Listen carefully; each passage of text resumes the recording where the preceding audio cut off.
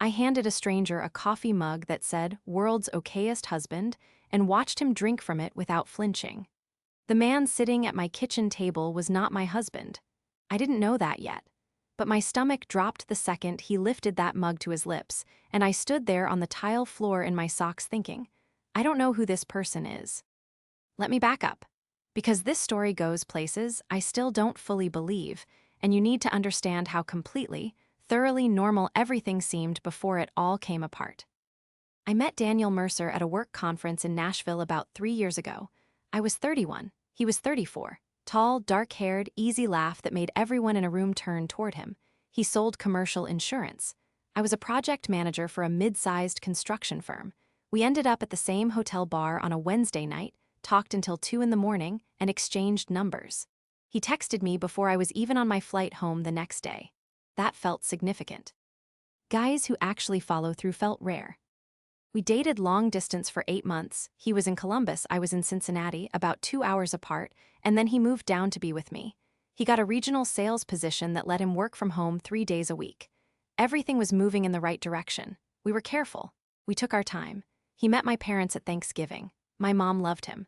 My dad shook his hand for a long time, nodded, and said, "He seems solid." My dad does not give out compliments. Daniel proposed in October, 2 years in, nothing over the top. He did it in the kitchen while I was making pasta, got down on one knee on the linoleum. The ring was a simple oval sapphire because I'd once mentioned that diamonds felt impersonal. He remembered that. That detail wrecked me in the best way. We got married the following June, small wedding, 40 people. My best friend Priya was my maid of honor. His side was thin. He'd told me his parents died when he was in college, a car accident, and that he wasn't close to extended family. He had one groomsman, his coworker Brett. That was it. I thought the small guest list was sad in a sympathetic way. I didn't think it was a red flag. I was busy being happy. The first 6 months of marriage were good. We settled into routines. We talked about buying a house. We had a joint account. We each put $2,000 into every month for savings. By November, there was $24,000 in it. We were building something real. So when things started feeling off in December, I worked very hard to explain them away. The first thing I noticed was his handwriting. Stupid, right? I had a birthday card he'd written me the year before when we were dating. The handwriting was loopy, rushed, a little hard to read, letters leaning hard to the left. In December, he signed a Christmas card for my parents, and the handwriting was completely different. Upright, neat, almost printed. I stared at both cards for 5 minutes. Then I told myself handwriting changes, that he was writing faster or slower. I put both cards in a drawer and forgot about it. The second thing was a phone call I overheard on January 4th. I came home early from work with a headache, and he was in the back bedroom with the door mostly closed. I heard him say, very quietly, "She doesn't know anything. Just keep your mouth shut another 6 weeks." I stood in the hallway. My heart was going fast. Then I heard him say, "Happy New Year, man. Stay out of trouble." And he laughed. I walked into the kitchen and acted like I hadn't heard a word. He came out 2 minutes later, kissed my forehead, asked if I was okay. I said I had a headache. He made me tea. I sat there drinking that tea thinking, 6 weeks. What happens in 6 weeks? That night, I counted 6 weeks out from January 4th. That landed on February 15th. I wrote the date on a Post-it note and stuck it inside my planner. Nothing visible happened on February 15th, but by then I was already noticing other things. His work schedule changed in January. He started saying he had in-person client meetings 3 or 4 times a week, which was new. He'd always worked from home most days. He was leaving at 8 in the morning and coming back around 6, sometimes later. When I asked about the meetings, he gave vague answers. A new account in Dayton, just prospecting stuff. He never offered specifics. I didn't push because I kept telling myself I was being paranoid. On January 22nd, I checked the joint account and saw a $340 charge to a restaurant in Columbus called Olio. I didn't recognize it. I asked him about it that night, and he said he'd taken a client to dinner. Said it without hesitating. I nodded. But after he fell asleep, I looked up Olio, small Italian place. Candlelit. Intimate. Not a client dinner kind of place. A date kind of place. I screenshotted the bank statement. I didn't know exactly why. I just did. On February 2nd, his phone buzzed on the kitchen counter while he was in the shower. I wasn't trying to snoop. The screen just lit up. It was from a contact saved only as the letter R. The preview said, "Tell her yet." I put the phone face down and went and sat on the couch. That was when I stopped explaining things away. I called Priya that night. She's known me since college, works in human resources, and she has a very low tolerance for nonsense. I told her everything: the phone call, the restaurant, the text. She was quiet for a second, then said, "Okay, don't confront him yet, you need more." She was right. If I went at him with what I had, he'd have an explanation for everything and I'd look like I was spiraling. Priya came over on a Saturday while he was at a so-called client meeting. We sat down and went through everything I had. She helped me set up a shared Google folder where I started dropping screenshots, receipts, and notes with dates and times. By the end of February, the folder had 23 items in it. On February 11th, I called his insurance company, the one he supposedly worked for. I told the woman who answered that I was a client trying to reach Daniel Mercer in the Columbus regional office. She said there was no Daniel Mercer in their system. I asked her to check company-wide. Nothing. My hands were shaking when I hung up. I sat in my car in a Target parking lot for about 15 minutes. Then I drove home, made dinner, and said nothing. The following week, I started going through things more carefully. I found a wallet in the junk drawer one morning, a second wallet I had never seen before. Inside was a driver's license. The photo was him. The name was not Daniel Mercer. The name was Ryan Mercer, with an address in Columbus. I photographed it with my phone. My hands were steady. I was past the shaking phase. I was in the cold, focused phase, which is actually scarier. I texted Priya a photo of the license. She responded in about 30 seconds, "Get a lawyer before you do anything else." I called an attorney named Sandra Chen that afternoon. She specialized in family law and fraud cases. I told her what I had. She said, "Don't move money, don't tip him off, and document everything." She also referred me to a private investigator named Kevin Strand. I hired him 2 days later for $1,800. Kevin spent 8 days on it. What he brought back changed everything I thought I understood about my life. He came to my office on a Thursday afternoon, March 6th. He had a manila folder and a calm, factual way of talking. He laid it out piece by piece. There were 2 Mercer brothers, twins, identical, Daniel Mercer and Ryan Mercer. Daniel was currently incarcerated at a federal correctional institution in Elkton, Ohio. He had been there for 22 months, convicted of wire fraud and identity theft, 2 years into a 4-year sentence. Ryan Mercer, my husband, had been posing as Daniel. He'd apparently been taking over aspects of Daniel's life before the fraud conviction. The man I had dated for 2 years and married was not Daniel. He was Ryan. Ryan had obtained a version of Daniel's identification documents. Ryan had been using Daniel's name, Daniel's social security number, and Daniel's identity to build a life, my life, with me. Kevin set down a photograph, a booking photo of Daniel Mercer from 22 months ago. Same face, same dark hair, same jaw. I had been that close to that jaw approximately 1,000 times. The name underneath said Daniel A. Mercer, date of birth April 3, 1988. Then Kevin laid down a license photo of Ryan Mercer. Same face. April 3, 1988. Twins. I looked at Kevin and said, "How do I know which one I actually married?" He said, "The marriage license has a social security number. We ran it. It belongs to Daniel, but the man who signed it was Ryan. We have video from the courthouse that day." So I had been tricked into marrying someone using his incarcerated twin brother's identity. My marriage was either fraudulent or legally connected to a man sitting in federal prison. I couldn't immediately tell which was worse. I went home that night completely calm, the kind of calm that is not peace. It's just the absence of feeling anything because the real feeling hasn't arrived yet. Ryan, I could not call him Daniel anymore, not even in my head, came home at 6:30 with takeout from our usual Thai place. He set the bag on the kitchen table and smiled at me, handed me chopsticks, sat down and started opening containers. I let him get through about half his food. Then I said, "I know who you are." He stopped chewing. I put Kevin's folder on the table and slid the license photo of Ryan Mercer across to him. I said, "Want to tell me where Daniel is?" He was quiet for a long time. Then he said, "You don't understand what happened." I said, "Your brother is in federal prison. You've been using his name for at least 3 years. You committed marriage fraud. What part am I misunderstanding?" He pushed back from the table, didn't stand up, just created distance, and then he said something I was not ready for. "Daniel asked me to do it." I stared at him. He said Daniel was about to get arrested, that he begged Ryan to keep his life together while he dealt with the legal situation, and that he'd come out and take everything back when it was over. Ryan said he met me 3 months into living as Daniel. He said he'd planned to tell me before the wedding and then couldn't.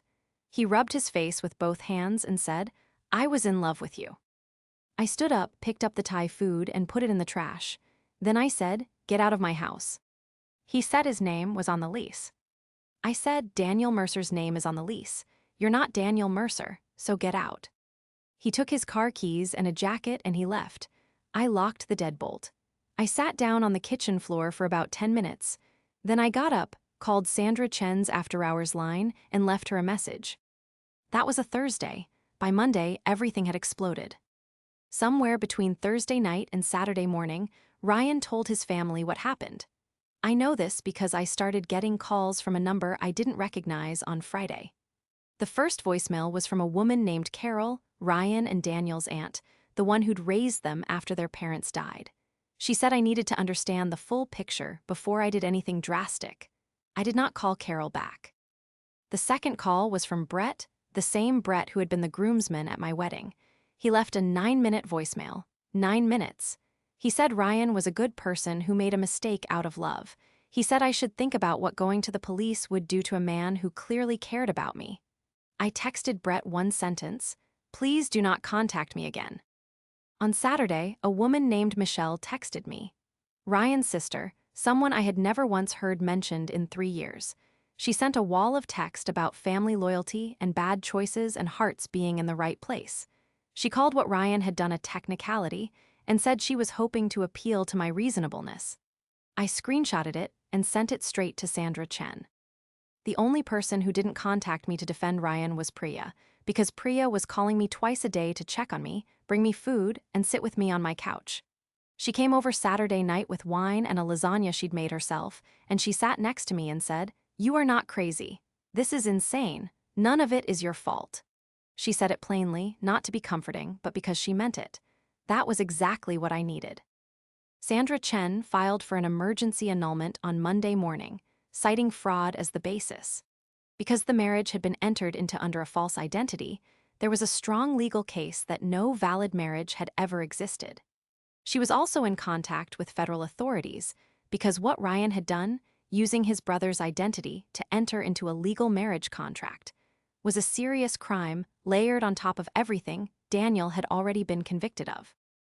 The money was a whole separate nightmare. The joint account had $24,000 in it. Sandra got an emergency freeze on it immediately. The $12,000 Ryan had contributed came from his real income. He actually did work in insurance sales, just under his own name in a freelance capacity, not for the company Daniel had worked for. My $12,000 was mine. The $340 oleo charge and several other charges I'd flagged, totaling about $2,100, had all been made to the joint account. Sandra said we'd address that in the civil proceeding. On March 14th, Ryan was arrested. Kevin Strand called to let me know. Ryan was charged with identity fraud, marriage fraud, and several related counts. The federal authorities had been looking for opportunities to add charges to Daniel's case as well, and Ryan's activities gave them a direct line.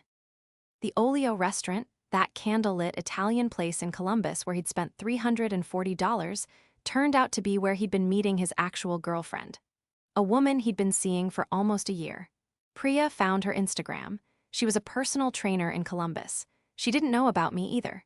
She posted a public statement a week after the arrests saying she was devastated and blindsided. I believed her completely. So Ryan had a whole other life. He had me in Cincinnati and a girlfriend in Columbus. He was driving 2 hours between us, lying to both of us, doing it all under his brother's stolen name. The client meetings were his Columbus days. I had gone looking for evidence of an affair. What I found was almost too complicated to explain to people when they asked what happened. Carol left one more voicemail in late March. The tone was completely different this time. She was crying. She said she was sorry. She said she'd known Ryan had issues with honesty but never imagined he'd go this far. She said she hoped I'd be able to heal. I listened to it twice. I didn't call her back, but I didn't hate her the way I'd started to. She sounded like someone who was also blindsided. Different scale, but still. Michelle sent one more text in April, not an appeal this time, just 2 words. She was sorry. I read it and didn't respond. Brett I never heard from again. The annulment was finalized in late April. Legally, the marriage had never existed.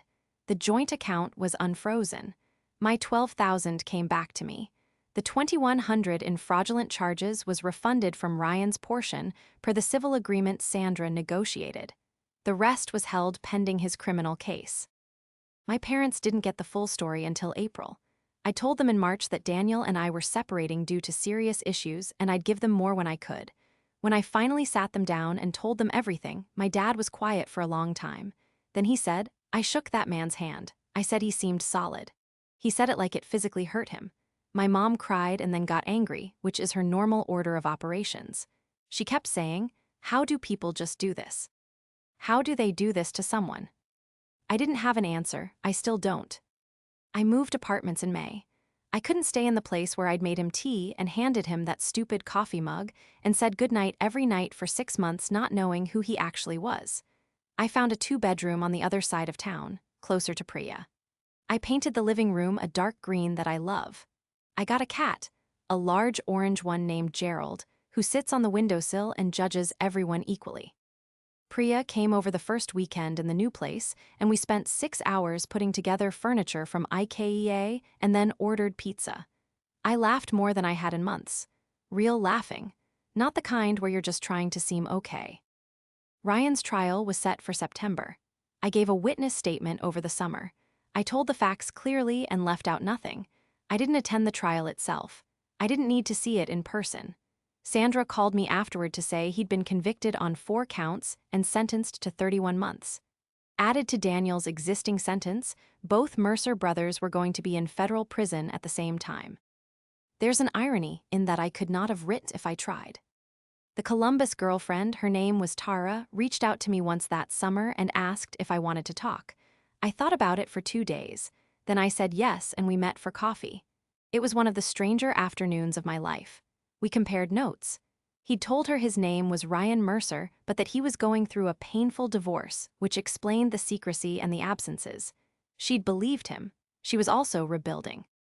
We didn't become friends exactly, but we parted on decent terms.